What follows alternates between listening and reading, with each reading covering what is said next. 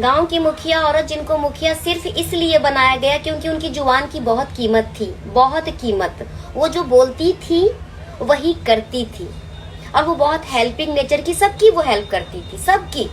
इसीलिए पूरे गांव के सभी लोग उनको प्यार से अम्मा बोलते थे। अम्मा जी का 4 बेटा और 1 बेटी थी। बेटी बहुत मन्नत के बाद हुई थी, बहुत ही मन्नत के बाद, बहुत वो भगवान से मांगे, तब लास्ट में उनको 1 बेटी हुआ था, और बेटी बहुत लाडली थी। 5 बच्चों का स्कूलिंग जो है वो गांव से हुआ, लेकिन स्कूल कंप्लीट होने के बाद बेटी ने कहा कि अम्मा मुझे गांव से बाहर जाके पढ़ना है, मुझे अपनी लाइफ में कुछ करना है। बहुत जिद की, बहुत रोई धोई, क्योंकि अम्मा बहुत पुराने ख्यालात के थे। उनका था कि अब बेटी बड़ी हो गई, उसकी शादी कर दो, लेकिन वो बोली मुझे अपनी लाइफ में कुछ करना है, मैं अभी शादी नहीं करूंगी। तो बेटी के जिद पे अम्मा ने अपनी बेटी को गांव से बाहर भेजा पढ़ने के लिए, और वो जब बाहर पढ़ाई करना शुरू की तो उस बीच में उसको किसी लड़के से लव हो गया, और वो लव के साथ साथ अपना पढ़ाई भी कंटिन्यू रखी थी। पढ़ाई जैसे ही कंप्लीट हुआ, वो डर के अपनी माँ को बताई, अम्मा को, कि अम्मा मैं एक लड़के को पसंद करती हूँ और बहुत प्यार करती हूँ, मैं उससे शादी करना चाहती हूँ। दोनों सेम कास्ट, लड़का बहुत अच्छे फैमिली से था, इसलिए अम्मा हाँ बोले। अम्मा इसलिए भी हाँ बोले कि कहीं वो भाग के शादी ना कर ले।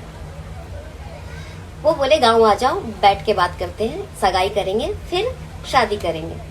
बेटी खुशी खुशी गांव से जैसे ही घर आई अम्मा के पास, अम्मा के 3 बहू, जिसमें से एक बहू को पीरियड आया था, वो एक बरामदे में एक चटाई के ऊपर सोई हुई थी। सबका वो पैर छुई, सबको वो गले मिली, और जैसे ही वो अपनी भाभी को गले मिलने गई जिनको पीरियड आया था, वैसे ही अम्मा ने कहा रुक जाओ, उनके पास मत जाओ, उसको पीरियड आया, तुमको मालूम है ना, फिर तुमको नहाना पड़ेगा। तो बेटी ने कहा अम्मा आप आज भी वही बातों को लेके बैठे हो, अभी भी नहीं बदले हो आप। अम्मा बोली जब तक मैं जिंदा हूं तब तक ऐसे ही चलेगा। वो कुछ नहीं बोली। तभी कुछ दिन बाद अम्मा की लाडली बेटी को पीरियड आया। जब पीरियड आया तो उसने अम्मा को कहा अम्मा मुझे पीरियड आ गया, अब मैं क्या करूं? तो अम्मा ने कहा कि जाओ बरामदे में जाके सो जाओ, और 3 दिन तक तुम वहीं रहोगी। वो बोली मैं नहीं जाऊंगी, मुझे नहीं जाना बरामदे में, मैं इतने गर्मी में मर जाऊंगी, अब मैं नहीं जाने वाली। तो वो बोली तुमको जाना पड़ेगा। अम्मा बहुत सख्त औरत थी, वो चिल्ला के डांट के बोली, तो माँ के डर से बरामदे में जाके सो गई। लेकिन वहां पे वो उठा पटक खट पेट चल रहा था उसका, मतलब उसको नींद नहीं आ रही है, मच्छर काट रहा है, उसे बहुत प्रॉब्लम हो रहा है। जैसे ही सुबह का 3 बजा, उसको ठंड लगना शुरू हुआ और उसको खांसी होने लगी, सर्दी हो गई। और अम्मा अपनी बेटी को छुप छुप के देख रही थी, और वो देख के परेशान हो रही थी कि मेरी बेटी कितनी तकलीफ में है, कितनी दर्द में है। और इस बीच में घर की काम वाली बाई ने देख लिया कि उनकी बेटी को पीरियड आया है, वो बरामदे में सोई है। चलो अम्मा, अब लगा कि कोई देख नहीं रहा है, चोरी चुपके वो गई, अपनी बेटी को बोल के उठा के अपने रूम में लेके आई, और उन्होंने अपने साथ उसको सुला लिया। दूसरे दिन काम वाली ने कहा अम्मा आपकी बेटी आपके रूम में सोई है, ये कैसे हो गया? ये तो अनर्थ हो गया, इतनी बड़ी बात कैसे हो गई अम्मा? तो अम्मा उस वक्त सभी बहू वहां पे थे, सबको बुरा लगेगा, तो उस वक्त उसकी बातों को टालने के लिए अम्मा ने ये कहा कि अभी मेरी बेटी की उम्र क्या है जो पीरियड आएगा, तू चुपचाप अपना काम करना। काम वाली बाई को ये बात बहुत खटका, और जो चुगलखोर लोग होते हैं उनके पेट में बात पचती नहीं है। ये बात को पूरे मोहल्ले में ढिंडोरा पीट दी, पूरे मोहल्ले में ढिंडोरा पिट गया। सबको मालूम चल गया कि अम्मा की बेटी को पीरियड नहीं आता, सबको मालूम चल गया।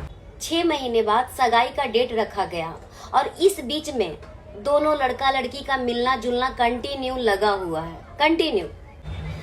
अब सगाई का डेट सामने आ गया, कल सगाई है, और आज पूरे मोहल्ले में खबर चल रहा है कि उससे शादी कौन कर रहा है। भाई इतनी कितनी हिम्मत हो गई जो वो शादी करने को तैयार हो गया। दूसरे दिन सगाई था, सभी लोग आए, तभी कानाफूसी चल रहा था, और ये बात लड़के के माँ ने सुन लिया कि मेरी बहू, जो होने वाली बहू है, उसको पीरियड नहीं आता। और वो बहुत डर गई। डर के साथ साथ उनका जो हार्ट का प्रॉब्लम था वो बढ़ने लगा। बहुत घबराते घबराते अम्मा से पूछी कि मुझे एक सभी भरी सभा में अम्मा से उन्होंने पूछा कि मुझे सच सच एक बात बताइए, क्या आपकी बेटी को पीरियड आता है? हाँ या ना में जवाब दीजिए। अम्मा एकदम चुप, क्योंकि उनकी जुबान की बहुत कीमत है, बहुत कीमत। अगर वो हाँ बोलती तो अपनी बहू बेटे पूरी जो उन्होंने बना के समाज में इज्जत और प्रतिष्ठा रखी है वो खत्म हो जाएगा। और अगर वो ना बोलती है तो बेटी की लाइफ खराब हो जाएगी। अम्मा बहुत दुविधा में पड़ गई और वो बहुत डर गई। इस डर से वो कुछ बोल नहीं पाई और लड़के की माँ की तबीयत बहुत ज्यादा खराब हुआ। वो अपनी माँ को लेके वहां से गुस्से में चले गए। उन्होंने ये कहा जाते जाते कि मैं बाद में आता हूँ, बाद में आके बात करता हूँ, अभी माँ की तबीयत खराब है, और वो चला गया। अब बेटी को बहुत दर्द हुआ, वो बहुत रोई और रोते रोते अपने आप को कमरे में बंद कर ली। अम्मा को बहुत तकलीफ हो रहा था क्योंकि उनकी एक छोटी सी झूठ इतनी बड़ी बात बन सकती है ये कोई सोचा नहीं था। उसके कुछ दिन बाद वो 3-4 दिन तक अपने रूम में लड़की बंद थी। अम्मा को लगा अगर मेरी बेटी कुछ खाई पी नहीं तो मर जाएगी। वो अपनी बेटी को मनाने के लिए, उससे माफी मांगने के लिए उसके रूम में गई और बहुत रिक्वेस्ट की कि दरवाजा खोलो। वो दरवाजा खोली तो अम्मा उसको मनाई, सॉरी बोली और उसको खाना खिलाई। खाना खाते ही उसकी तबीयत बहुत ज्यादा खराब हुआ और खराब होने की वजह से उसको तुरंत एडमिट करना पड़ा। तभी अम्मा के पैर के नीचे से जमीन खिसक गया ये जान के कि उनकी बेटी प्रेग्नेंट है। मतलब मेरा कहने का मतलब सिर्फ इतना है कि उसकी तो शादी हुई, सब हुआ, लेकिन एक औरत ने इस रिश्ते को इसलिए ठुकराना चाहा कि एक लड़की को पीरियड नहीं आता है। अगर एक लड़की को पीरियड नहीं आता है तो वो माँ नहीं बन सकती, आपके वंश को आगे नहीं बढ़ा सकती। वो औरत की गिनती में या लड़की की गिनती में पीरियड नहीं आता तो वो नहीं आती। तो फिर इसे हमारा समाज हीनता की नजर से क्यों देखता है? जब हमें पीरियड आता है तो हमें ऐसा ट्रीट क्यों किया जाता है कि हम कोई रोगी हैं, हमें ये कोई बीमारी है गंदी सी। भगवान के तरफ नहीं देखना है, पेड़ पौधे को नहीं छूना है, पेड़ पौधा मर जाएगा। दीवार को नहीं छूना है, सुबह सुबह अपना शकल नहीं दिखाना है, अचार नहीं छूना है, अचार खराब हो जाएगा, बहुत सारी चीजें। हमारा पड़ोसी राज्य है उड़ीसा।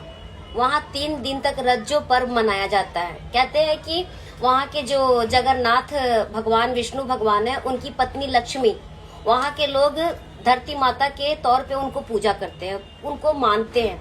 उस दिन खेतों में ना कोई हल चलाता है, ना कोई कटाई होती है, ना कोई बुनाई होती है, ना कोई छटाई होती है। 3 दिन तक उनको कोई तकलीफ नहीं दिया जाता। उसके बाद बारिश होती है, उसके बाद बीज बोए जाते हैं तो धान खेती में फसल उगती है। ऐसे ही हम औरत भी होते हैं कि पीरियड के बाद ही हम माँ बनते हैं। इसका एग्जाम्पल है कामाख्या देवी मंदिर गुवाहाटी में, जहाँ कहते हैं कि तालाब का पानी 3 दिन तक लाल रहता है और उसका पूजा होता है। वहाँ जब भगवान इस चीज में भेदभाव नहीं है तो इंसानों के साथ क्यों?